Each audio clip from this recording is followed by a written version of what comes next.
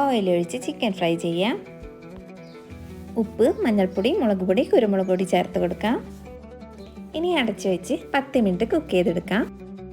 ഇനി ചിക്കൻ മാറ്റി വയ്ക്കാം. ഇനി അതേ ഓയിലിൽ സവാള ഇട്ട് വഴറ്റി പച്ചമുളകും കറിവേപ്പിലയും ചേർത്ത് വഴറ്റി ജിഞ്ചർ ഗാർലിക് പേസ്റ്റ് കൂടി ചേർത്ത് വഴറ്റിയെടുക്കാം. ഇനി പൊടികൾ ചേർത്ത് കൊടുക്കാം. മഞ്ഞൾപ്പൊടി, മുളക് പൊടി, ചിക്കൻ മസാല, ഉപ്പ് ചേർത്ത് വഴറ്റി മല്ലിയിലയും ചേർത്ത് നേരത്തെ ഫ്രൈ ചെയ്ത് വെച്ച ചിക്കൻ പൊടിച്ചതും ചേർത്ത് മിക്സ് ചെയ്താൽ ഫില്ലിംഗ് റെഡി. ഇനി സമൂസ ഷീറ്റിൻ്റെ വശങ്ങളിലായി കോൺഫ്ലവർ വാട്ടറോ എഗ്ഗോ പുരട്ടി കൊടുക്കാം. ഇനി ഫില്ലിംഗ് നിറച്ച് ചുറ്റും കൂട്ടിയൊട്ടിച്ച് ഫ്രൈ ചെയ്തെടുക്കാം. അപ്പോൾ നല്ല ക്രിസ്പി സമൂസ റെഡി ആയിട്ടുണ്ട്. നല്ല കറുമുറ കഴിക്കാൻ തോന്നുകയാണെങ്കിൽ ഇതൊന്ന് പെട്ടെന്ന് ഉണ്ടാക്കിക്കോ.